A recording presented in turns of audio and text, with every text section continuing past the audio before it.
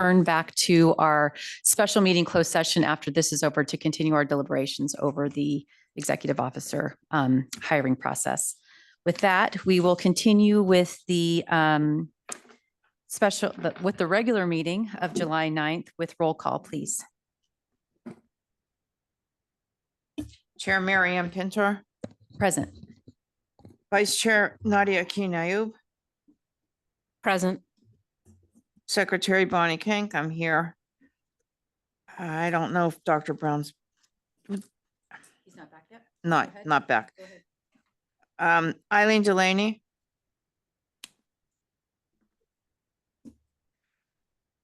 Ariana Federico Mondragon. Please raise your hand. Andrew Hayes. Present. Tim Ware. Present. G.I. Wilson. Present. Thank you. We have a quorum. I believe Ariana raised her hand to confirm that she was present. Yes. Thank you. Yes, she did. Okay. We will now move to public comment. We have 30 minutes of public comment before we go into scheduled for public comment before we go back into closed session. So Nars, can you tell me how many people we have requesting to speak? We have 3 in person request to speak and 1 online as of now. Okay, so we'll have 3 minutes. Right. So first we will call Yusuf Miller. Yusuf Miller, North County Equity and Justice Coalition Saving Lives in Custody campaign. And as you've all probably aware by now about the settlement for the Cerna family, and along with the compensation came a very heroic stroke of reform in the jails that the family has asked for. And I think we need to stay in front of reforms. We need to be the one pushing and making the reforms so that after our settlements that there has to be less of that. We have 10 other families that cases are coming up here really soon. And a lot of them are related to medical neglect, a lot of them. So you're gonna see us pushing more and more for control over and investigative power over the medical department. And you probably already seen in some of your closed session reports that you have to go over in custody deaths, that this thing is really front and center. We also have well, I won't speak about that part, but this is something that we're going to continue to push hard for. We see families that are coming to us from other states, not only from here in San Diego, but people that are in Nevada whose loved ones who have died here, people from Pennsylvania and Virginia whose loved ones who have died here, also reaching out to us, asking us to support their families here in San Diego County. And they're all looking at you. We noted from the Cerna case that the federal judge is overseeing and maintaining and watching what's going on here. One of the questions that I want to have for all of you is, what is that relationship going to look like? I'm just curious. What is that relationship going to look like as a federal judge overseeing what's going on in the jails? Will you be reporting to that federal judge as you report to the supervisors? Will our supervisors be reporting to this federal judge? You have the job to inspect and answer these complaints against the sheriff's department, and the judge is looking at that. So my question is, what is the relationship now that this case is closed, and this is one of the parts of that case, when the federal judge is overseeing what's going on here in San Diego County? Thank you. Thank you. Next, we will call Sandy Widow.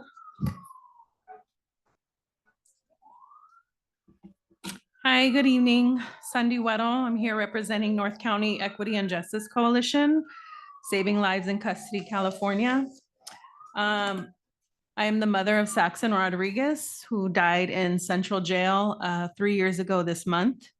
And I wanted to address an ongoing problem that needs CLERB's attention: the ongoing cell check violations. From 2020 to 2021, there were over 600 self-reported cell check violations on the part of sheriff jail staff.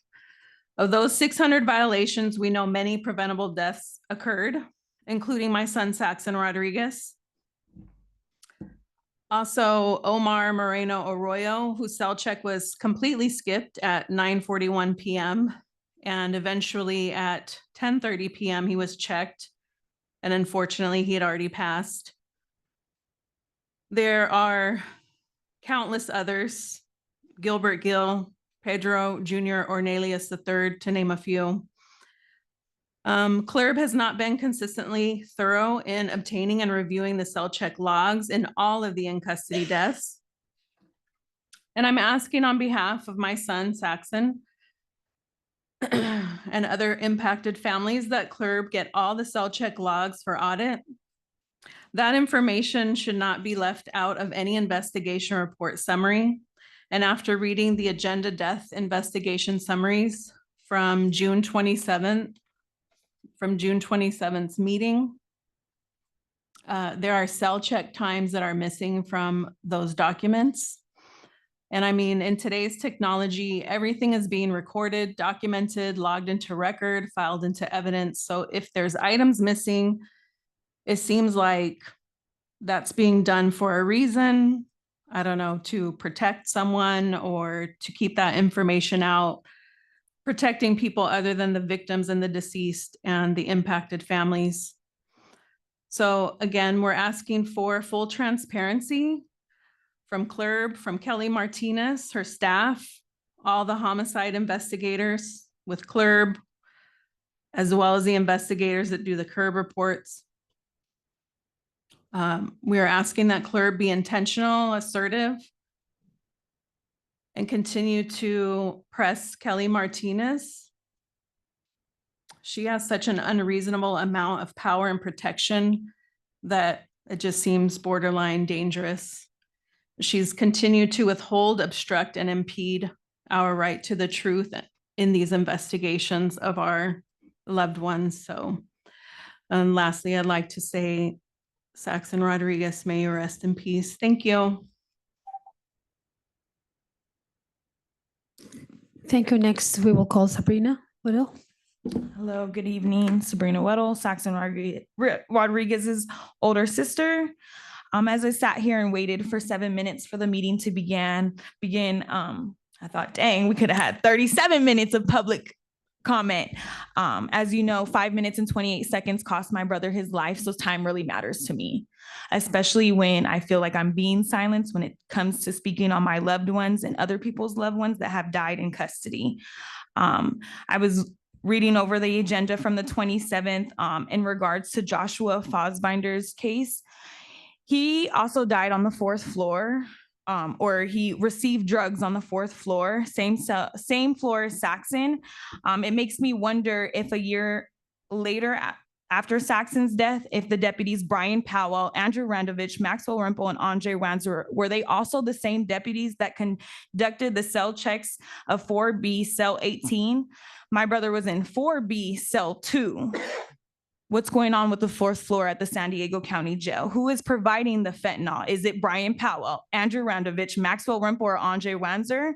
How come the 9 nurses that were also present the day that my brother died, July 20th, 2021, were they there the day of 9/15/22? Did the nurses Melissa Byrne, Reggie Barreto, Carrie Cavello, Rhea Encarnacia, Caitlin Hendricks, Marlene Abanza, Kelly Payne, and Levy Santos, and Chantel Williams, did any of those 9 nurses attempt to save Joshua Fosbinder? He got 9 doses of Narcan. My brother got 7. Again, these cell checks could have prevented him from dying. The last cell check conducted for Module B was 7/14/22 for contraband. He died 9/18/22. It's not making sense. Then we can go over to Ryan Patrick Thurston, also died while in custody due to drug intake. The cell checks would have helped prevented him. I need CLERB to really show me that you guys care. One, walking in here 7 minutes late at an 8:30 meeting, don't care. Silencing us. We had 10 minutes. I understand it was a special meeting, 30 minutes. I'm going to continue to state that you guys don't care until I can see it. These investigations aren't stating that you guys are really investigating what's going on. In Saxon's case, when Paul Parker did it, we had every cell check.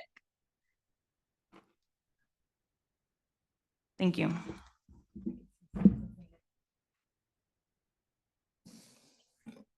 Thank you. Next, we will call Paloma Serna.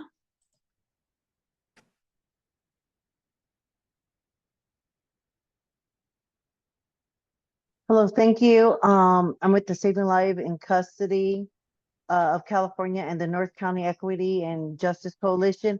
I just want to say that, we need the board needs to continue to press on what Paul Parker was doing. Don't let all his hard work, don't let his work, be in vain. We need you guys to try to oversee medical staff. We need to know about health checks, like what was stated earlier, and also too, we need to know if they are being documented through the gym logs. Are you guys able to view those logs?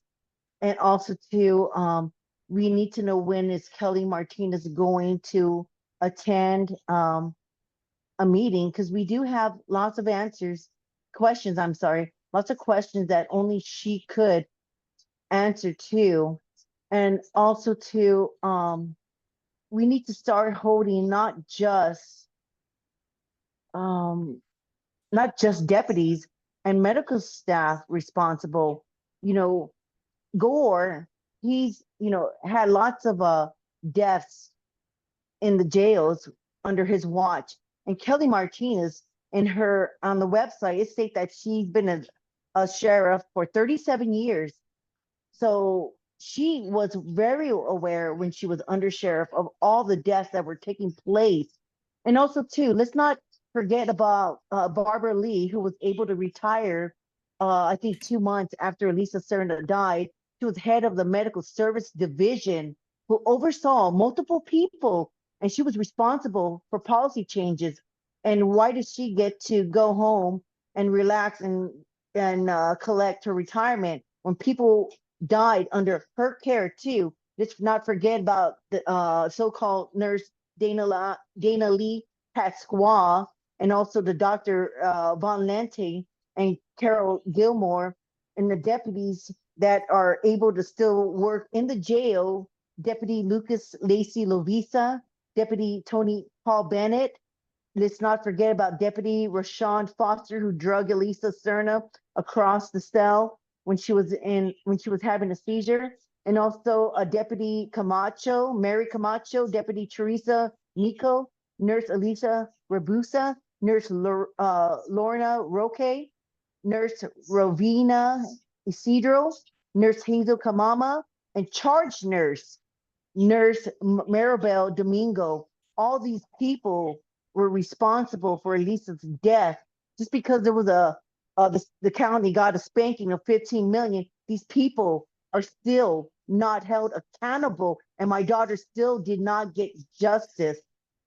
Ms. Paloma, you. thank you so much. Thank you. Chair Pintar, that concludes request to speak. Oh, we have one more. Diana Serna. Do you allow me?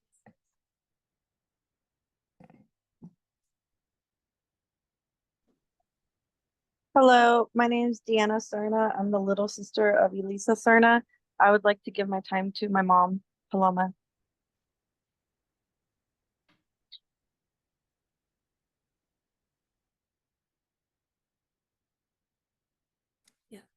Are you able to bring Mrs. Yeah. Serna back up? Thank you. Yes, I really do appreciate. Thank you, Deanna, for doing that. And so we need to be able to hold everyone responsible. The county, they, obviously they put up a good fight. It's almost 5 years that Elisa died.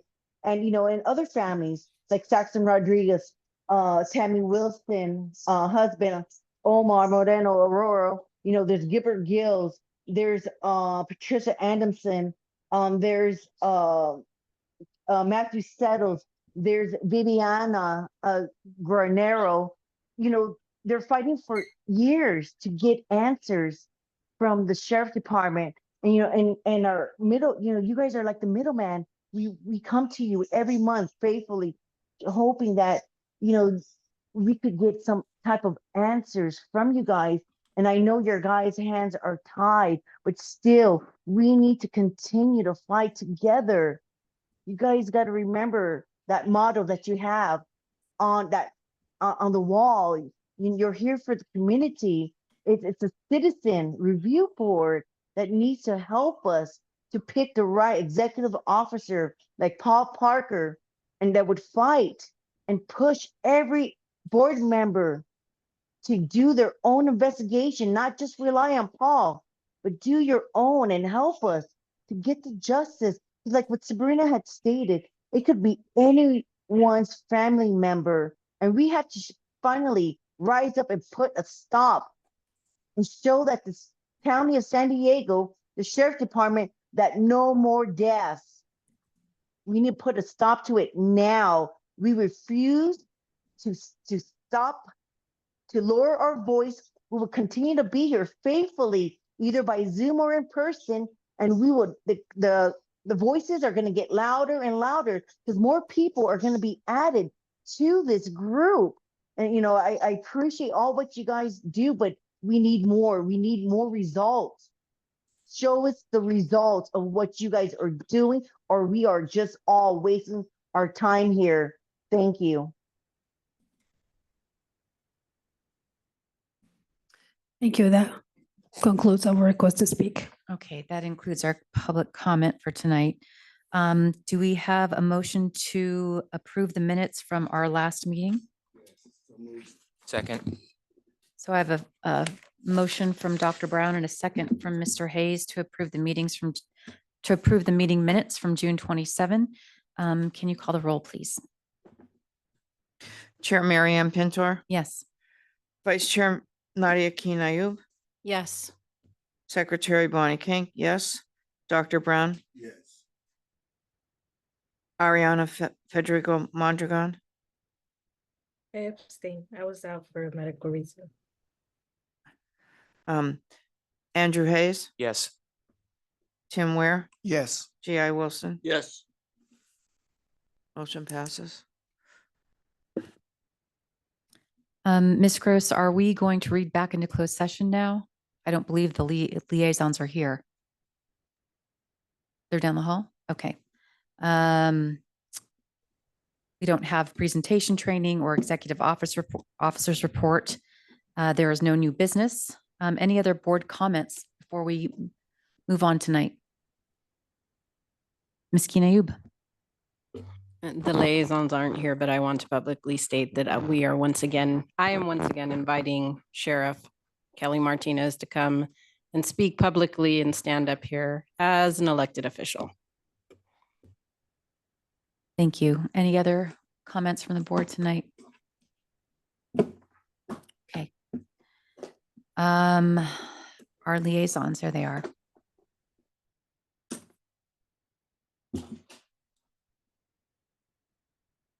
Lieutenant Perkins, you want to start, or are we starting with probation tonight?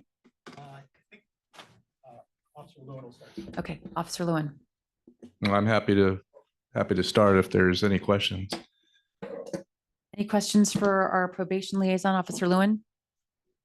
Ms. Kinayoub? I don't think we answered this last time, but I had the question that was about 3 meetings ago about the training in neurodivergent children and how your de-escalation training works specifically with those kids. I think the last time they answered about HIPAA regulations, but I think they also went back and asked if that really applies, because if a child's physically disabled, then that's obvious and you make accommodations. Why would you not make accommodations for disabilities that are considered to be neurodivergent? Well, I believe that my partner who was filling in for me mentioned that we were going to take a deeper dive into our training curriculums to see exactly where that was addressed, because it is covered in some of our trainings that might not specifically be titled neurodivergent, how to work with a youth with a neurodivergent background or something to that extent. So we're still working on that.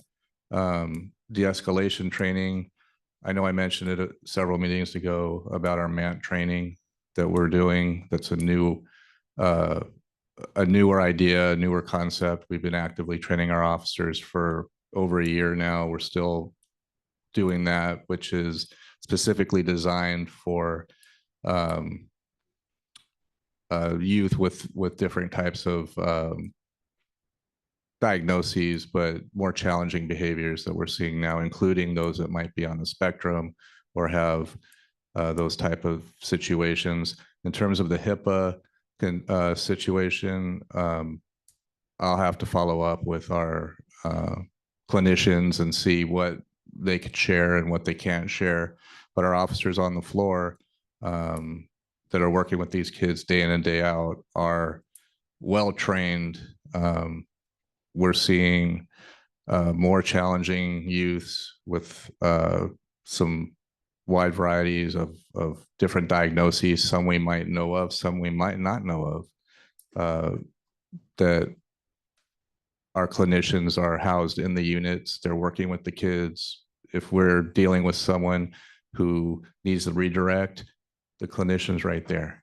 And we can say, hey, we need a little bit of assistance here, and it's a collaboration.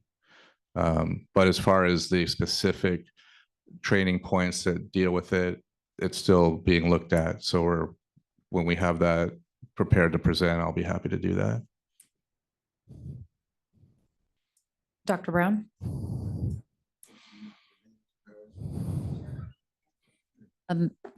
Before we go on, since yours is not related, may I go ahead? Yeah, go ahead. I'm going since I have one related. I just wanted to clarify what I heard you say is that the deputies that are in the juvenile detention facilities don't know which youth are neurodivergent because of HIPAA rules. Is that correct? They may not know, correct? Okay. But separate from that, is there particular training? I want to just understand your answer better. Do you know whether or not they're provided particular training to manage neurodivergent young people? It would be part of other training that's offered in our core academy. Okay. It might not be a standalone 8-hour class per se, but it is included in some other sections of the academy. And that's what our staff development is going to provide me with, and we can tell you. So you would like to, Ms. Keeney, you would like to hear about what that training is maybe at a future presentation? I just want to clarify, make sure that I get your question answered and that he has clear direction. Yes, I'd like to know about the training. I'd also like the clarification because again, if a child has a physical disability, there are requirements through ADA law for there to be accommodations. It would be the same thing for somebody that's neurodivergent. It falls along the same ADA compliance. So that's why I'm curious why we were told that HIPAA bars you from knowing that somebody needs those accommodations. I think you're going to come back to us next month with an answer. I will come back with you whether I have an answer or not. Okay, but you're going to do your best to get us an answer. Thank you. Dr. Brown, you have a question Yes, separate from that? At our last meeting, I asked if there were data, if you all maintain data that from a demographic standpoint about how many people of a particular race is housed in the facilities, are housed in the facilities. Can you go back and check that again for me to see if you have that data? Because I thought you said that you don't have that type of data about the demographic makeup of the. I'll have to review what my partner discussed. Yeah. I thought there was some information provided, but I'll go back and follow up. I would like to know that information if you don't mind. Thank you.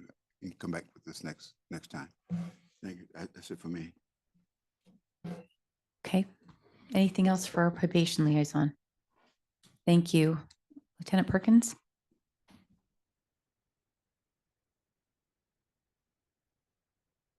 Hey, good evening. Before I answer any questions you have, I just want to introduce Sergeant Kirk Hardy. He's going to be taking over in the near future from Sergeant Bracy as the liaison with CLERB. So I just want to introduce him real quick. Good evening. My name is Kirk Hardy. I'm a sergeant with the Sheriff's Department. I currently work in DIS, Division of Inspectional Services. And I guess I'm going to be taking over for Bracy here shortly, probably within the next month or so. I'll get schooled up on some of the stuff that he's been doing here, and I'll be able to help you guys out. A little bit about myself. I've been on the department for almost 30 years. Most of that time has been in the Law Enforcement Service Bureau. I've worked at East Mesa Detention Facility. I've worked at all the other facilities, most of the facilities working overtime. And then also worked at Encinitas, 4S Ranch, and Rancho San Diego as a patrol, a detective, SRT, which is a special response team, cops unit, as well as, like I said, area detective, auto theft investigator. So I have a lot of knowledge. Hopefully I'll be able to help you out in that aspect to answer any questions that you might have when I come on board here, probably within the next month or so. Thank you. Thank you. Thank you. Thank you, Sergeant Cardy. Evening. Good evening. Did you have anything to bring back to us tonight? I know I sent in the request. I know Dr. Brown had the question about the stats related to the kinds of drugs that were intercepted. So there, I have an analyst working on that right now. So hope to have that info hopefully by the end of the week or early next week. Okay. Can I ask another question? Sure. How often do you deploy the dogs? Hang on. Is your microphone on, Dr. Brown? My Okay. mic is on. Okay. Thank you. How often do you deploy the dogs? Do you use them at all to see who's coming in and out with drugs? Period. Do you deploy? I understand that we have dogs that are very good at it. Yes, we have. Pro animal. Do you use them a lot? And yeah, we have an excellent narcotic canine program, okay. and we have narcotics canines that work all the jails. I can't give you specific because I don't know as far as how often, but I would, if you're interested, I'd love to have them come to a presentation, even bring the dog or give you the specific info on how often they work. But they've had a lot of great success. I know that. And I'd like to know one more question. I know how many people. I know it's just now. How many people do you all? In other words, I'm trying to find the correct way to frame this. We often ask you for stats that are like negative. How many people do you all save? How many times do you all have to go to a cell to respond to some people using drugs or what have you? How active and what are they coming up with, the people who are doing it, to prevent this and minimize you having to respond to that? Yeah. Okay. So, so the question is stats like on how many saves we had? How many saves you have? Yeah. And do they come back with information on how to reduce the drugs coming in as well? Do you work? Yeah. So as far as saves, with the advent of naloxone, and every deputy has naloxone, AKA Narcan, as well as with the implementation, I believe one of them was maybe a CLERB suggestion about having them accessible to the incarcerated persons. They're also accessible. That's obviously saved a lot of lives when an overdose is discovered. As far as the other efforts, those are part of our ongoing interdiction efforts to combat drugs in the jail. We have stuff we're constantly working on and stuff we're rolling out, every day. So do you have numbers on the response for drugs? Like when you have to go to help someone, do you all have numbers on how often you do it or have to do it? I can look into it for you and get back to you. Thank you. I believe there are statistics about how frequently the Narcan's deployed, correct, Lieutenant Perkins? I will double check for you. Okay, I thought that was available. If you could bring that next time. Thank you. I know that members of the community have been asking about those numbers being updated on the website. Yeah. So if you could bring that data back to us next month, I'd appreciate it. Sure. I have a question. I'm sorry, I missed your rank. Is it Lieutenant Hardy? Sergeant, I'm sorry. I have a question. This has come up in cases recently having to do with how incarcerated persons are categorized for special custody. Is it protective custody? So I don't have an answer for that. I haven't worked in the jails and. Okay, I will leave the question with you, Lieutenant Perkins. The question is, the various levels of protective custody. From what I can tell from the cases we reviewed, protective custody is protective custody, regardless if it's because the person is particularly vulnerable in a jail population, or if it's because they are in witness protection. They've testified in a case and therefore they're considered protective. If they, am I correct that if, regardless of whether they're considered vulnerable in the jail population or they are a gang member that's testified in a case, that protective custody is considered the same? Is that correct? So generally speaking, yes, protective custody is protective custody. The goal of protective custody is to keep them separate from the rest of the population because there might be a various array of matters why they might be in danger. As far as the specifics, I can certainly get back to you. That's handled by our JPMU unit, which is it's a specialty, the Jail Population Management Unit, and they specifically are the ones that do the classification, and I wouldn't want to misspeak. So I can certainly get the specifics on that for you. I think it would be helpful because it does seem to me that people who are considered vulnerable and people who are considered protective custody for a different reason, we've at least reviewed a couple cases. I'm not revealing anything that hasn't already been made public, that they are being housed together, and that's caused us to review some pretty tough cases. So if we could have an update on that at a future meeting, I'd appreciate it. No problem. Thank you. I have a question. Yes, Mr. Ware. Lieutenant Perkins, I appreciate you offering to bring the K-9s here.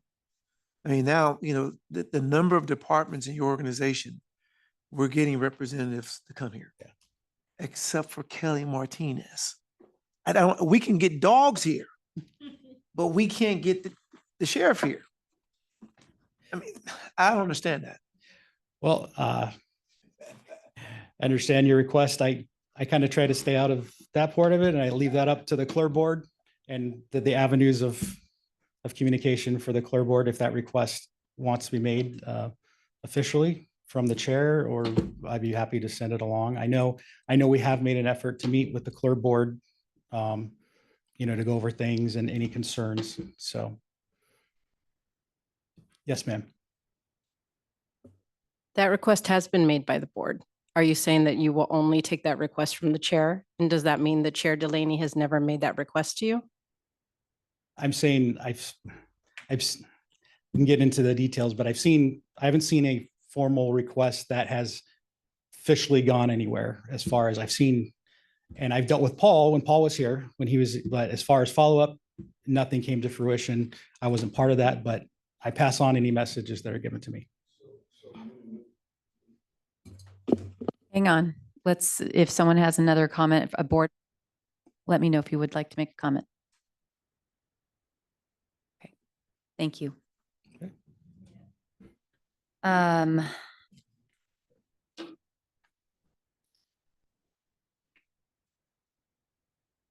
With that, I think that was the last item on our agenda, and we will adjourn to back into closed session. Okay, thank you. The board query, the sheriff's liaison is only for board query. So thank you. But you certainly can make a public comment in a future meeting. Thank you. Okay. That we are adjourned into closed session. Chair Pindar, Yes, ma'am. are you talking about our closed session for the regular meeting? Well, I was asking you that question at the beginning. I think maybe you weren't logged on yet. I wasn't sure how we were supposed to adjourn the previous closed session and then can we return to the executive session closed session? Or do we need to go straight into the regularly scheduled closed session first? I would recommend that we go into the regular closed session and then we can all talk about that when we are in that closed session. Okay, then we will adjourn to the regularly scheduled closed session. Thank you. And let me just report out And that can you- tonight we will be considering 8 matters as listed on the agenda pursuant to Government Code Section 5497B. Thank you. Thank you.